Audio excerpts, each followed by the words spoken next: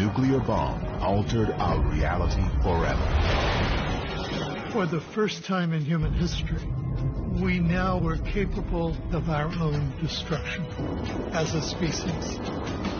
The bomb affects everything. It was the opening shot of the Cold War. All U.S. citizens are now going to have to be on high alert. This is a Conrad radio alert. The bomb produces some of the worst psychological tension ever in world history. An international arms race. Confrontation and close calls. Politics, culture, even sex. And there was a kind of thrilling excitement about it. Fire. Entire industries were created to build it. This incredible energy opens limitless horizons.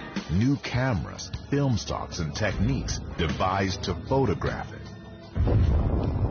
Now, thanks to state-of-the-art restoration of original film masters, we can see the incredible power of this device in a new way. A technology that has changed human existence forever. The bomb has receded in the public's imagination, but it's still there. We still live in its shadow. Everybody's affected by it. There's no place to hide. It is an environmental issue. It's a political issue. It's a moral issue. It is the most important issue that we face. The bomb. The Bomb was made possible in part by contributions to your PBS station from viewers like you. Thank you. It first appeared in the New Mexico desert, a place the Spanish called Jornada del Muerto, Journey of the Dead. Here, miles and miles from anywhere, the bomb came to life. The exact spot is inaccessible, hidden inside a 3,000 square mile weapons range. But for a few hours once every year, it's open to the public. Thank you. I'll be like Mike Tyson. They come from all over, like pilgrims to a shrine, to see and stand in the spot where the nuclear age began.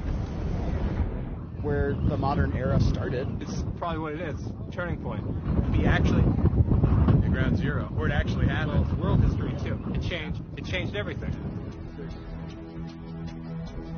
The bomb that was tested here 70 years ago turned night into day and set the world on a new and dangerous path.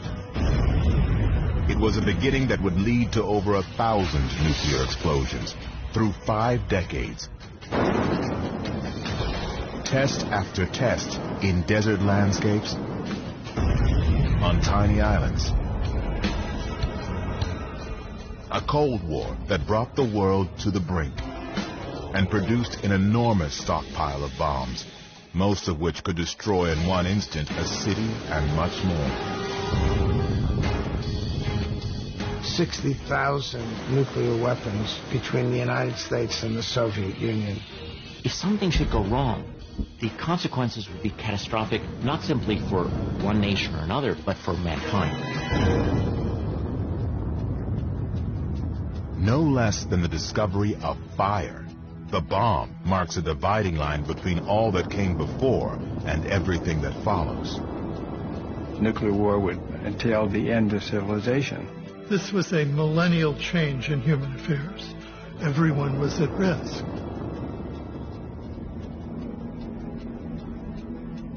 The force that first appeared on this spot, a power greater than we can imagine. Where did it come from? How did it all start?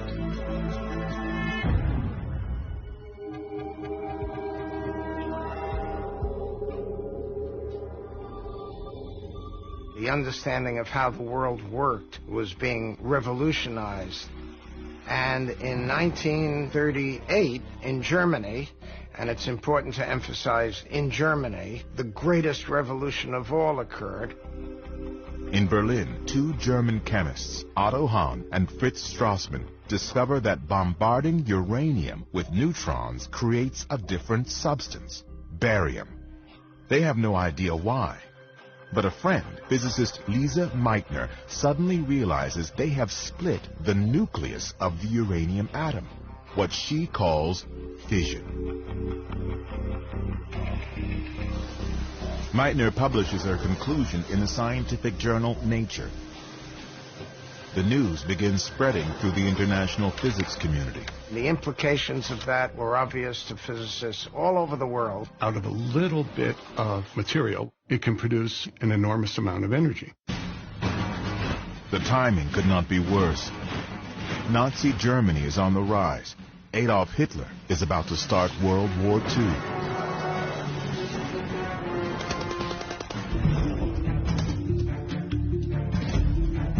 As physicists around the world digest Lise Meitner's news, they quickly realize this discovery, nuclear fission, could determine the outcome of the war. Uranium can be fission when hit with a neutron, producing a tremendous amount of energy. A lot of energy. Per Einstein's equation, E equals mc squared. Every physicist knew. All over the world. An atomic bomb could be built. By the Nazis. After all, the discovery had been made in Germany. Germany had very good physicists. Maybe Hitler's building the bomb. The threat of Germany getting a bomb first is so unthinkable. Hey, we're in a race with the Germans, perhaps. But so far, the race is only in the scientists' minds. No one else understands the danger of a bomb that doesn't yet exist. Physicist Leo Szilard is convinced the only way to stop Hitler is to get the bomb first. Szilard dictates a letter, a warning about the threat of a Nazi atomic bomb. And he thought that the best strategy would be to get Albert Einstein, the most famous scientist in the world, to sign a letter to the president, Franklin Roosevelt, and get things moving. Szilard's letter and Einstein's fame do the trick. President Franklin Roosevelt authorizes a project to research uranium.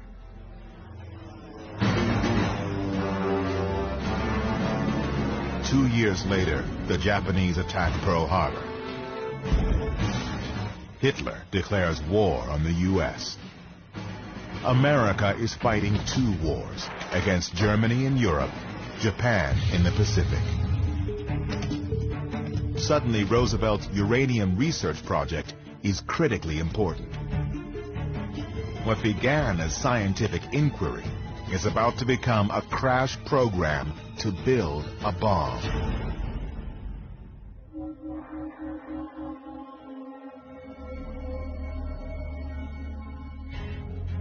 The bomb had its roots in many places, all of them managed by the U.S. Army Corps of Engineers.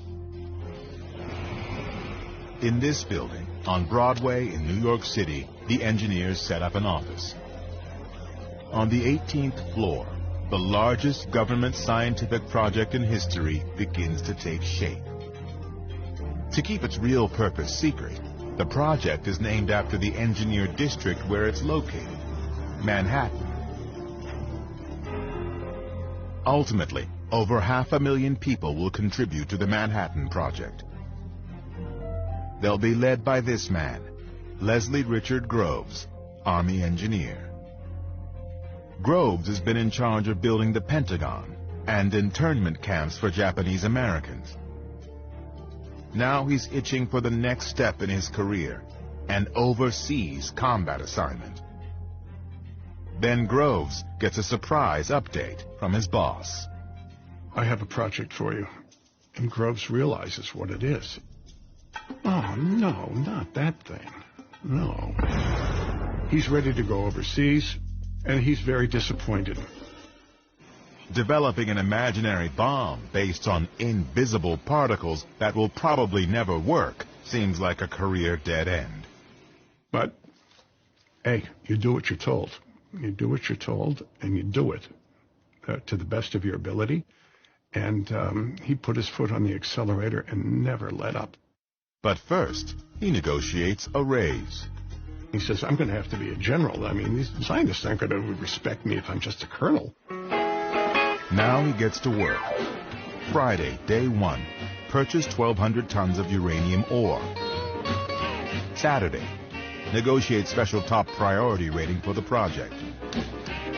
Monday, meet with Presidential Science Advisor Vannevar Bush. Wednesday, go to Tennessee. Buy 56,000 acres of land for factories. Next, visit universities and meet scientists. Columbia, Harold Urey. University of Chicago, Arthur Compton.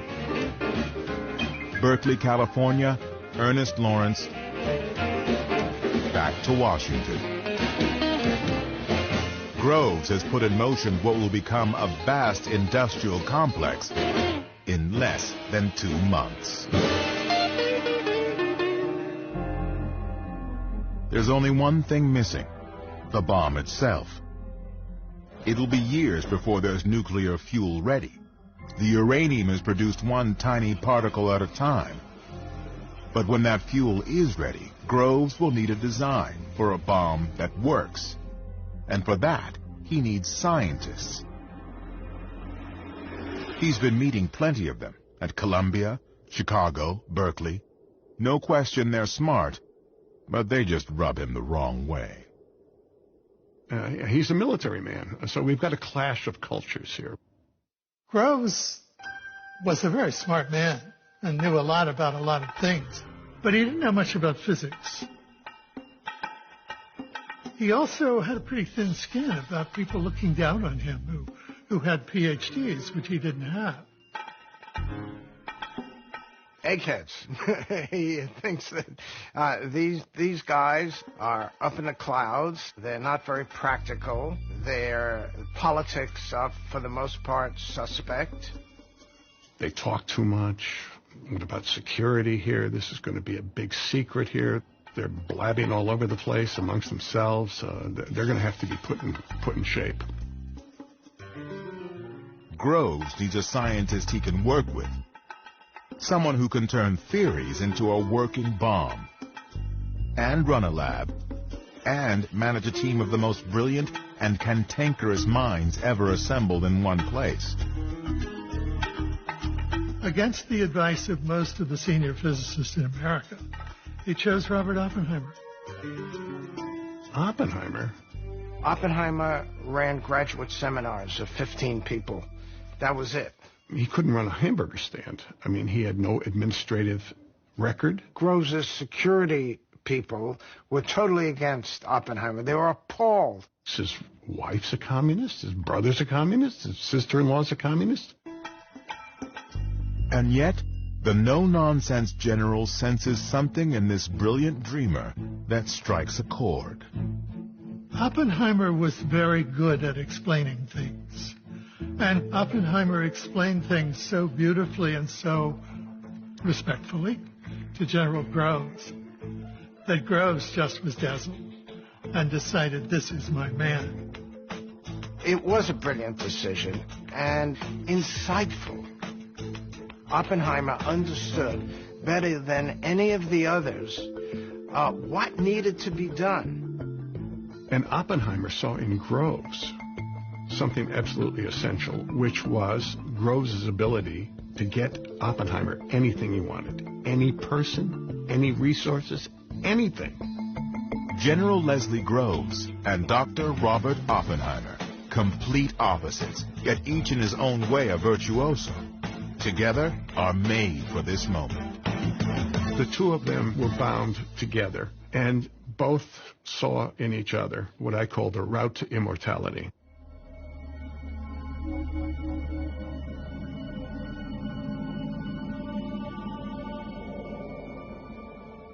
It's 1942. Groves has his lead scientist. Now he needs a special kind of uranium, U-235, the only substance that can make an atomic explosion. Natural uranium, U-238, won't work, and that's a problem. The uranium that you dig out of the ground has only about 0.7% U-235. So we then had to figure out a way to separate U-235 from U-238. You can't do it chemically because it's all uranium. Groves builds a huge complex at Oak Ridge, Tennessee to produce U-235. But it's agonizingly slow. Getting U-235 is not difficult in tiny quantities, but since you have to get them one atom at a time, it is an enormous task to do that. Just one bomb will need pounds of the stuff. Getting it one atom at a time will take years. But chemist Glenn Seaborg finds another option: plutonium. It can be produced faster than uranium in a nuclear reactor. So Groves builds another complex, reactors at Hanford, Washington, to produce plutonium. But all this will take time. And both wars are going badly. In the Pacific, the Japanese captured the Philippines. They forced 60,000 weak and starving POWs to walk 60 miles with little food or water, the Bataan Death March. If you stopped, you were killed. If you just couldn't take another step forward, you died. And how did they kill you? Either bayoneted you to death, shot you, or decapitated you, depending on how they felt at that moment.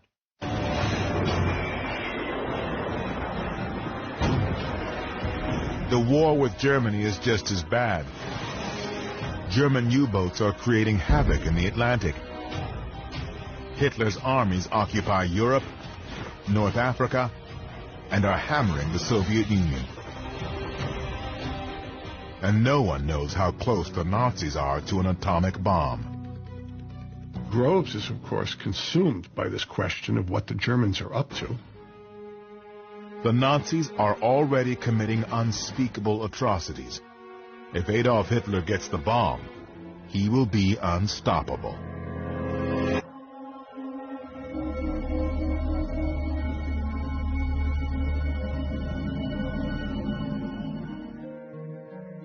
The bomb came out of the minds of men.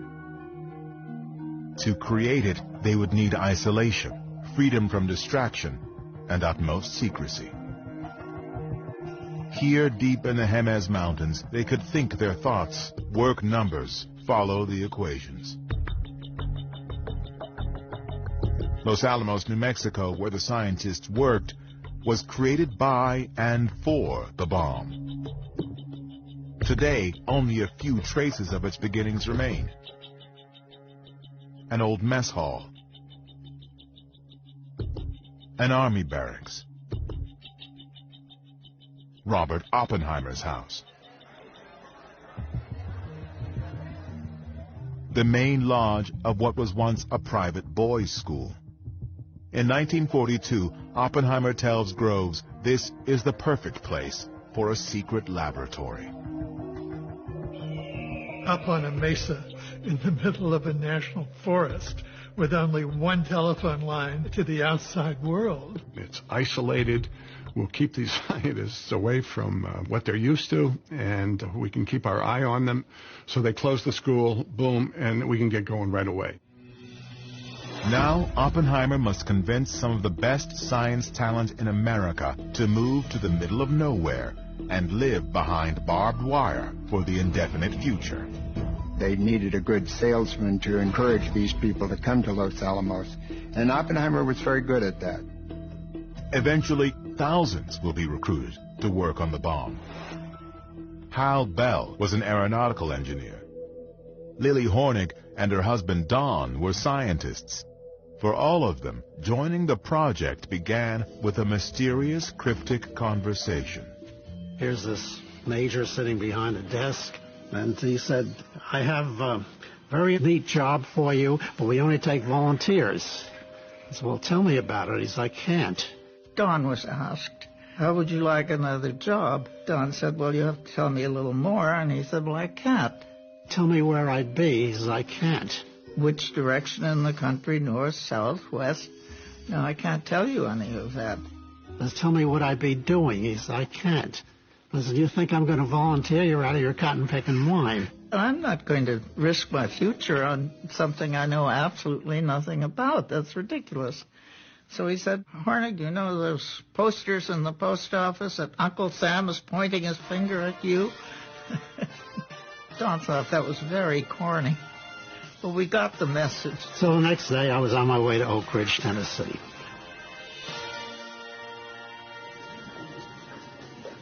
Yet even in the midst of a national emergency, some assets are ignored.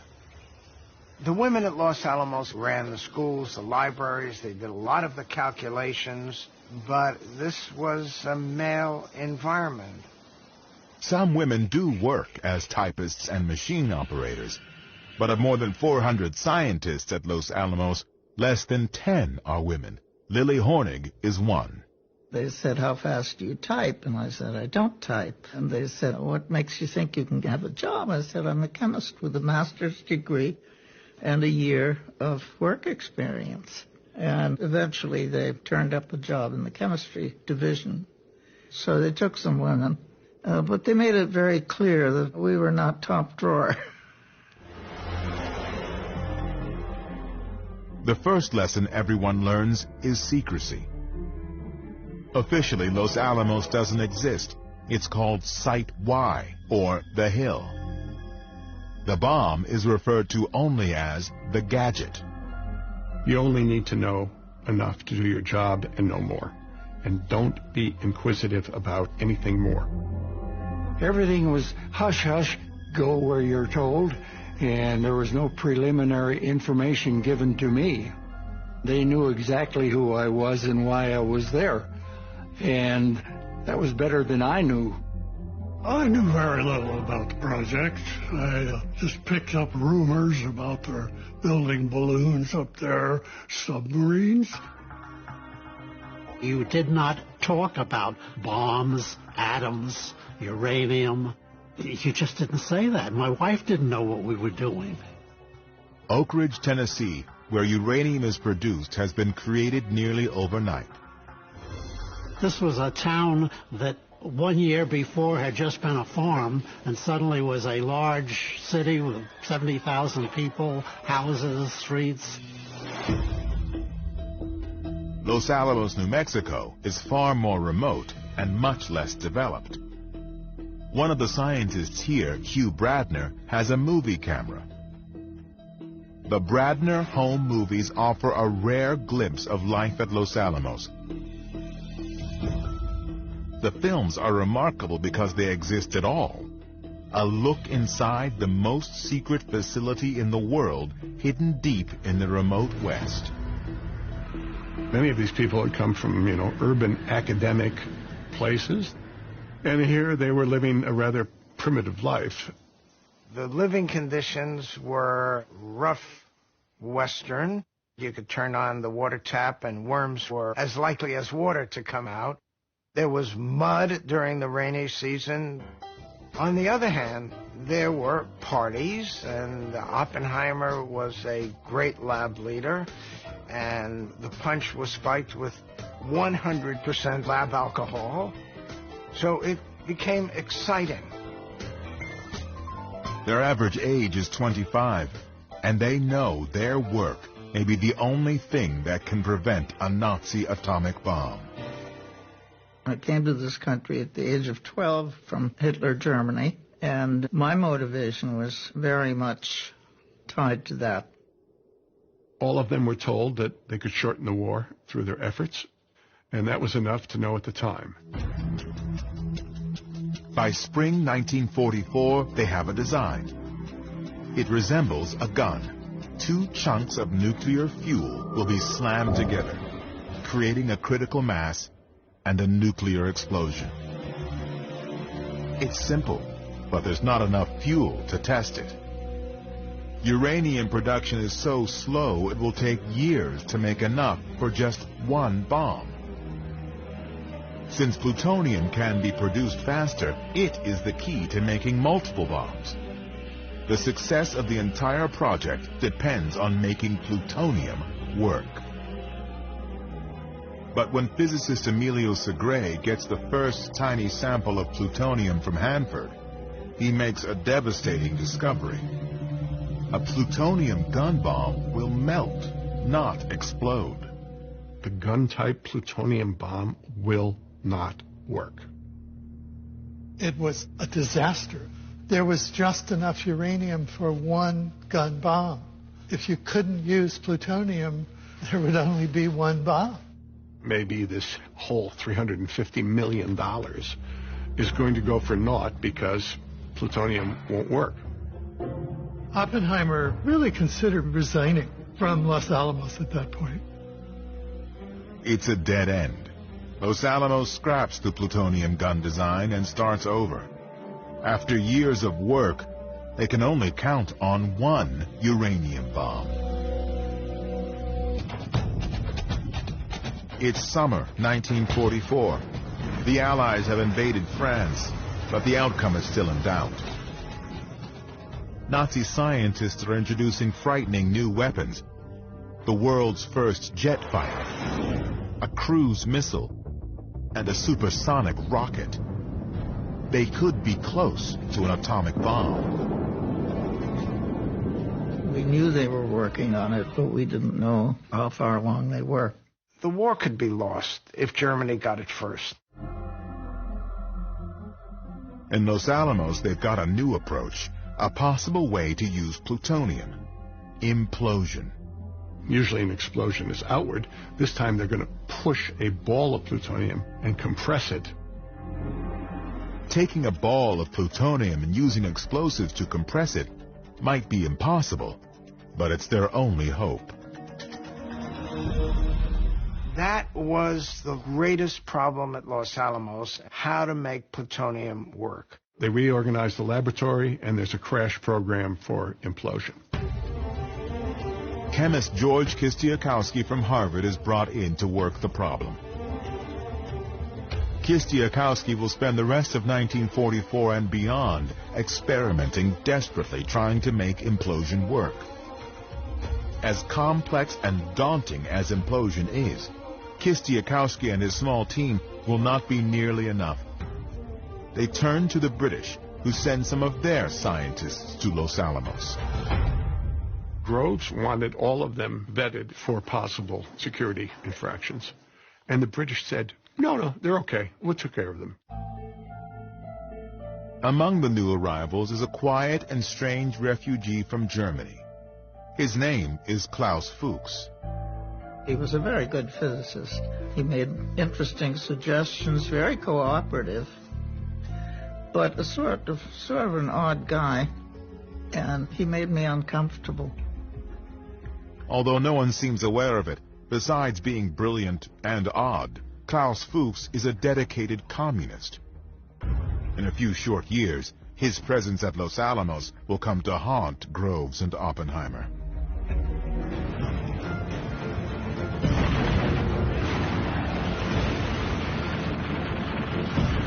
By early 1945, the war in Europe is in its final months.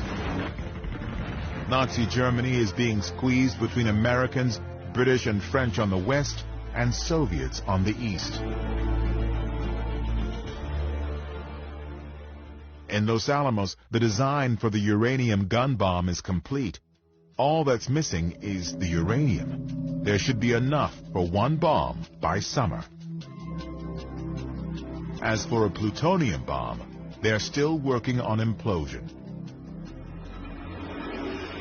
Then, in April, tragedy.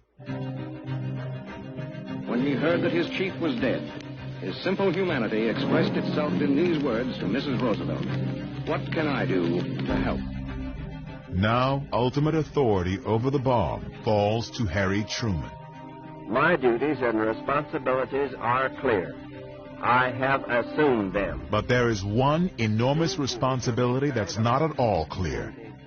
Incredibly, Truman has never even heard of the bomb. He's got this responsibility that he really didn't know about because Franklin Roosevelt didn't tell him. He had been the vice president for 82 days. He had met once with Roosevelt, essentially for a picture. Oh, by the way, here, you're in charge of a project that could end human civilization. Thank you very much. In May, Germany surrenders. The war in Europe is over. Hitler and the fear of a Nazi atomic bomb, the very things that gave birth to the whole project, are gone.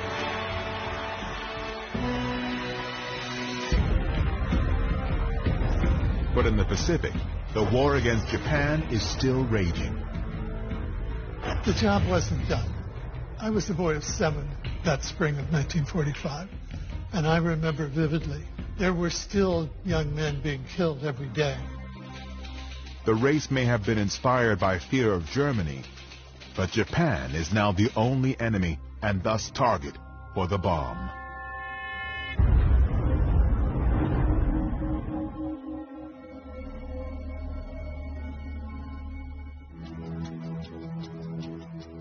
The very first bomb was called the Gadget. After 3 years and $2 billion, this is it. A 6-foot sphere filled with batteries, electronics, explosives, covered with cables to set it off and measure what happens. At its center, a grapefruit-sized ball of plutonium, the core. If this thing works, the world will never be the same. Everything comes down to a test in the New Mexico desert, code-named Trinity. It's July 1945. They've been preparing for months, putting in roads, shelters, and bunkers. Miles of cable. It's the biggest science experiment in history. If it works, they'll set off the world's first atomic explosion. No one has any idea what that will be like.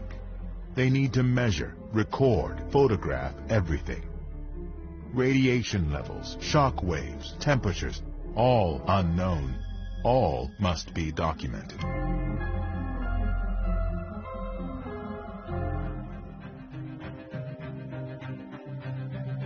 Thousands of miles away in Potsdam, Germany, President Harry Truman is negotiating with Stalin. Does he have an atomic card in his hand? It all depends on the Trinity test. Back in New Mexico, George Kistiakowsky has discovered a problem. It looked as if the bomb might be a dud. Since they had poured the explosive, and it was hot when it was poured, there was the possibility there would be bubbles in there. So Kistiakowsky decided he had to fill those bubbles with liquid explosive. Now Kistiakowsky must drill holes in the explosive and carefully fill each bubble. The outcome of the test depends on his fix, and there's no way to know if it will work. There was a test on July 14th, a full-up explosive test, that went really bad, which then made him worry even a little bit more. They are out of time. All they can do is press on and hope. They'll hoist the bomb to the top of a 100-foot steel tower. They pile mattresses under it, just in case. Thousands of people, years of work, are on the line. The last crucial piece, the grapefruit-sized plutonium core, a $350 million box, is delivered by car from Los Alamos. In Potsdam, Truman waits. The test is scheduled for tonight.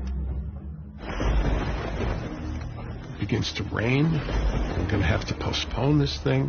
So there's great nervousness. Most everybody really had a knot in their gut about all the electronic connections, and there's a zillion things could go wrong. The weather looks bad, but Groves refuses to give in. And Groves becomes his own weatherman here and decides, we're going to have this test at 5:30. It looks as though it might clear just enough to get the test in. Dawn was just beginning to break. We heard the countdown. 10 seconds. It's July 16th, 1945. 3 years, hundreds of thousands of people, the futures of Groves and Oppenheimer. Their careers involved. There's $2 billion spent. Unproven science, a president waiting, a chance to end the worst war in history. Will it work?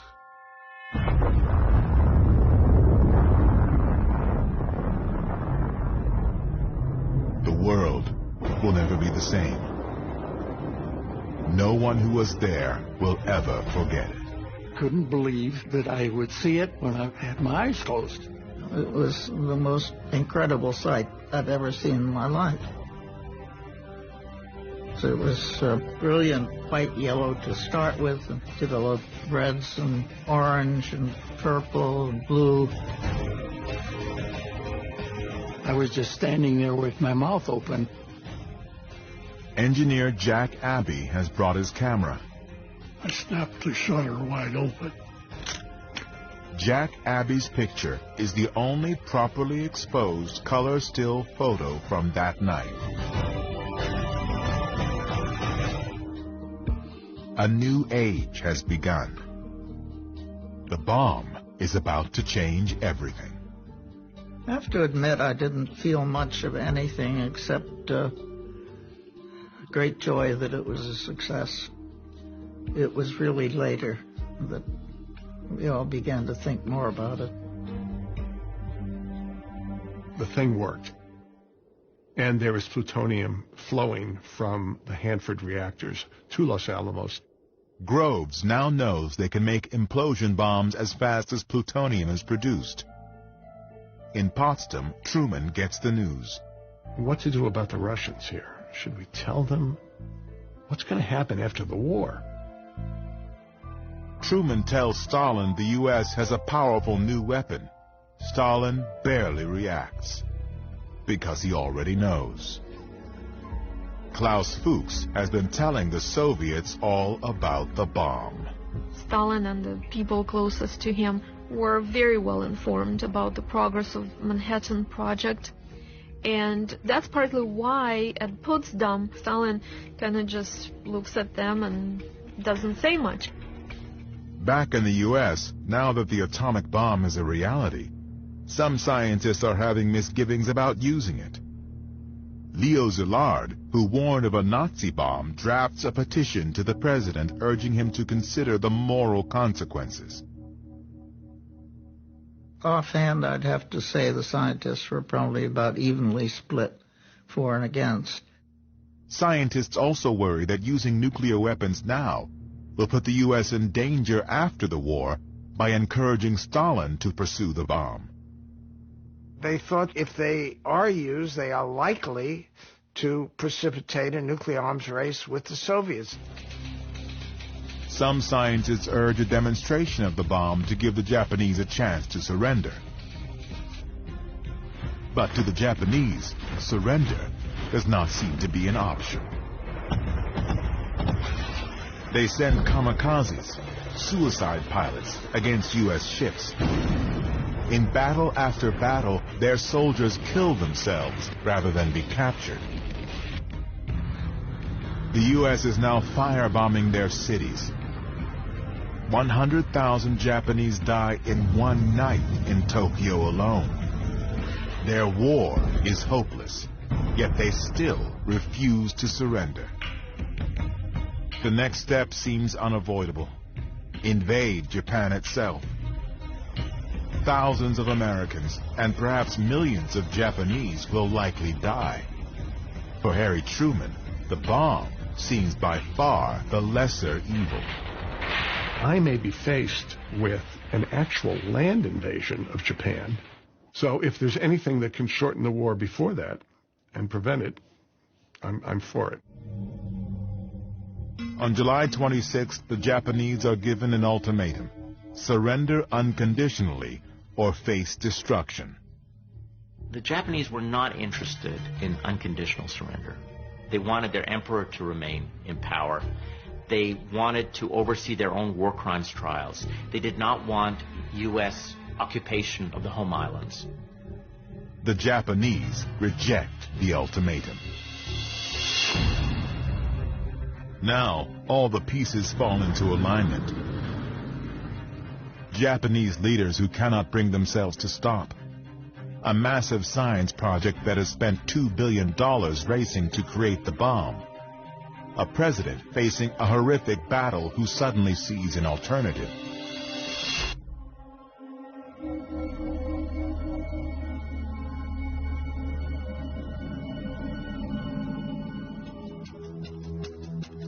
What happens next? Dropping 2 atomic bombs on Japan in August 1945 will become one of the most controversial decisions in American history. 70 years later, remarkably, evidence suggests the president never actually gave this order. Now that it's ready, it may be harder to stop the bomb than to let it go. There is a question about whether or not Truman ever really authorized the use of the bomb, and it's my argument that he never did, that there was so much momentum built up that Truman, new to the job, decides not to interfere with ongoing plans. On Tinian Island in the Pacific, the uranium gun bomb, nicknamed Little Boy, is ready. It's never been tested, but it's so simple that they are sure it will work. The bomb is loaded into the B-29 Enola Gay. A few hours before dawn on August 6th, the plane takes off. It flies 1,500 miles through the night. At 8:15 a.m. over Hiroshima, it drops the bomb. Now the bomb controls its own destiny. When it's 1,900 feet from the ground, it explodes. A fireball a quarter mile across reaches 10,000 degrees. Anything close to the center is vaporized. Then a shock wave explodes buildings, knocking down anything in its path. Almost everything within 1 mile is totally destroyed. Only a few concrete structures remain.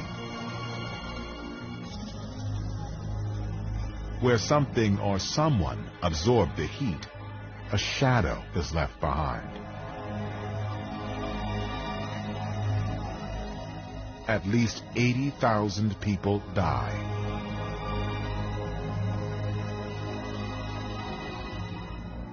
Other bombings have killed more people. What's new about Hiroshima is how easy it was. 1 plane, 1 bomb. And still, even after this, the Japanese will not surrender. The shock of the first bomb didn't quite do it, actually. They couldn't even at first accept that Hiroshima had been bombed. The Japanese have their own plan to end the war. Behind the scenes, they have been secretly talking to the Soviets, hoping the Russians will broker a deal with the U.S., a conditional surrender. But 2 days later, the Soviet Union declares war on Japan. Now, the brokered conditional deal the Japanese hoped for is dead. But there's still no sign of surrender.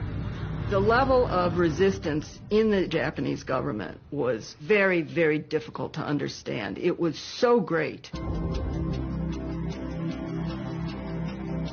On Tinian, crews are preparing the next bomb, nicknamed Fat Man, as President Truman addresses the nation. If they do not now accept our terms, they may expect a rain of ruin from the air, the like of which has never been seen on this earth. On August 9th, a B-29 carrying the Fat Man bomb takes off. The target is Kokura. But Kokura is obscured by clouds, so the plane heads for the backup target. Because it happens to be cloudy, thousands of fortunate people are spared. Others will die in their place. The second city hit by an atomic bomb will not be Kokura, but Nagasaki.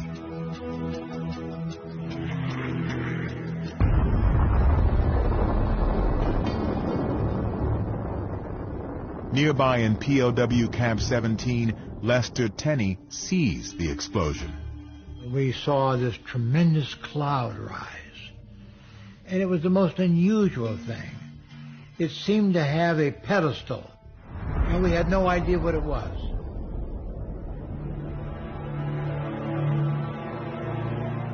Up to 70,000 people are dead.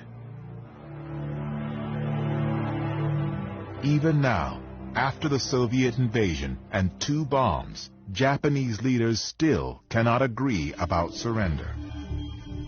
The Russians invade them, they still do not surrender. The second bomb was dropped, and then the emperor decided to surrender. Even then, the Japanese army did not want to. Nothing speaks well for the Japanese. Nothing. The emperors and his advisors were callously uninterested in the lives of their citizens that were being lost. They just did not care about how their people were suffering. While the Japanese leaders try to make up their minds, Groves is planning more atomic attacks. The orders for the bomb are to keep using them as made ready. That very important phrase. So the bomb after Nagasaki if necessary, and a bomb after that if necessary, and a bomb after that if necessary. They will drop atomic bombs as fast as they are built, 3 or 4 a month. And finally, Truman said, enough. No more until the president authorizes them. Finally, the day after Nagasaki, Japan agrees to surrender on one condition. They keep their emperor. I have received this afternoon the unconditional surrender of Japan. Truman agrees, though he calls it unconditional. No qualification. That was Japan's hope, was to surrender conditionally, to have some say in how it would happen. In POW Camp 17, the prisoners sense something's up, but they don't know what. Lester Tenney tries a daring experiment. Speak to a guard without bowing. Now, if you saw a Japanese guard 2 blocks away, you better stop, turn to him and bow, or you're beaten. And so I went outside and saw the Japanese guard right out there. And I just walked up to him, and in my best Japanese, I just said, "Konnichiwa, Tomodachi." And I never did stop and bowed. And he stood at attention. And within a matter of 5 or 6 seconds, he bowed to me. He bowed to me. The war is over. The war is over. Period. Just exactly like that. On September 2nd, 1945, Japan signs the surrender documents. World War II is over. The war was finally over. We were so relieved. It's official. It's all over. It's total victory.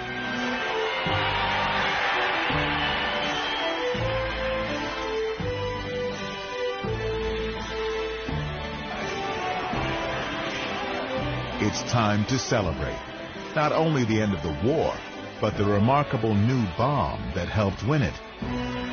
After years of secrecy, overnight, the gadget is big news. And all of a sudden, it's not only out, but here it is in the newspaper in front of me. I bought a half a dozen papers of the different kinds, but it was a shock. It's a whole new era, the atomic age, with its own genesis story. Secret cities, massive factories, the genius and the general are suddenly part of the culture. And the press went wild. The atomic age loomed upon the threshold of history. Suddenly the cat is out of the bag. Well, what did you think of that bomb we dropped on the Japs? It was new. An American invention. Thousands of able young scientists were called into service. Los Alamos Laboratory a secret laboratory in New Mexico. With work, work, work, and more work. Here it is, General Groves. Plutonium. Plutonium. Uranium. Releasing unimaginable force. The basic power of the universe. And at the center of all of this, Robert Oppenheimer, Father of the atomic bomb. one of the most famous people in all of America. Trump's Einstein. The triumph of the bomb, winning the war with science, seems the perfect American success story. Good thing it was dropped, ended the war, saved American lives, end of story.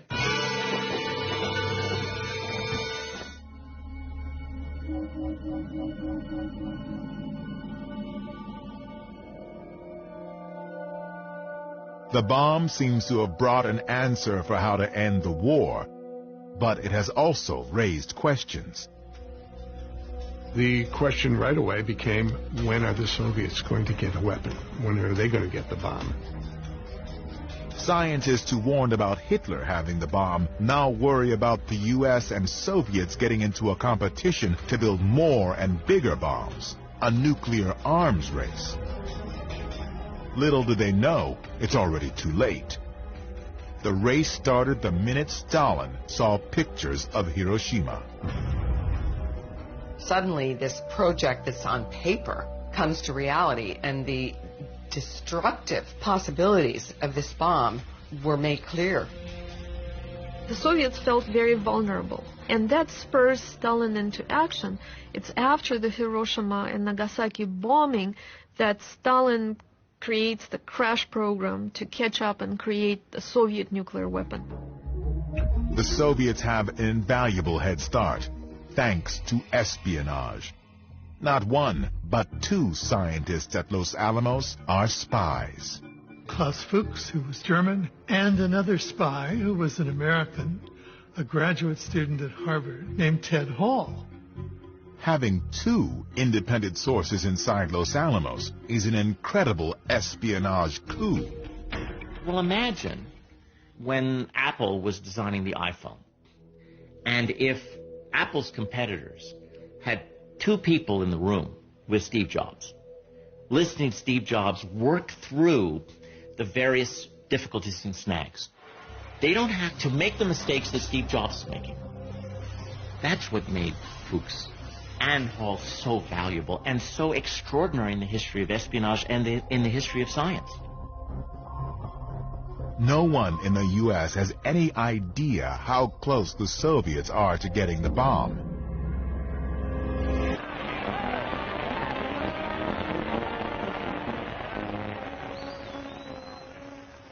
With the war over, Americans are getting back to normal, enjoying peace. But the atomic bomb is a question mark hanging over the future. The Manhattan Project is still in place. What to do about the bomb, how many we have, how many to build. At the secret laboratory in New Mexico, the scientists are anxious to go home to their universities. So you had a group of young professors who had good jobs to go back to in academia, and you had young students who had not yet completed their studies. You got to remember, they're living here in little wooden shacks with coal stoves, eating bad food on mud streets. So as soon as the war ended, everybody left. The town dropped from 4,000 people to like 1,000 people in just a matter of weeks. Robert Oppenheimer, whose vision created Los Alamos, is one who leaves. The lab he built now seems destined to fade away.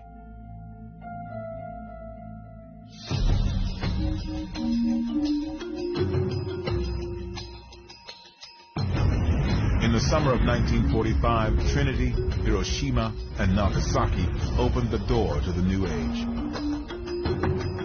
But it won't be until a year later, in the summer of 1946, that major turning points will determine the future of the bomb. We are here to make a choice between the quick and the dead. It begins in June at the United Nations, when the U.S. offers the world a plan to get rid of the bomb. 1. Manufacture of atomic bombs shall stop. 2. Existing bombs shall be disposed of pursuant to the terms of the treaty. America will give up its atomic bombs if other countries pledge not to build them and agree to inspections. It's an idea that will become known as trust but verify. The Soviets refuse to pledge anything unless America gives up the bomb first. The battle to save mankind from destroying itself is still deadlocked. It is later than we think. Debate will continue for months. It's late June 1946, and the nuclear arms race will soon explode. Time now is measured in seconds. 5, 4, 3, 2, 1, fire! Just a few weeks later, a huge fleet of warships is sent to the bottom of the Pacific Ocean by the atomic bomb. Today, they still lie where they sank, Bikini Lagoon. Here, in July 1946, the public would be invited to witness an atomic explosion for the first time. The U.S. military would discover how vulnerable it was to its own bomb, and the future of Los Alamos Laboratory would be guaranteed. All the result of an event appropriately named Crossroads. Crossroads is the brainchild of this man. Louis Strauss, or Strauss as he liked to be called. A curious figure of a man who had been a shoe salesman and had made himself very rich. And then he was an admiral in the Navy, but he never sailed a ship. Extremely politically ambitious. Strauss is worried about the Navy. How will the new atomic bomb affect its future? Historically, what did we have in the country? We had an army and a navy. What does the bomb mean for each of them? It's the thing to have. It's a winning weapon. Everybody wants it. But only the Air Force has it. And in 1946, the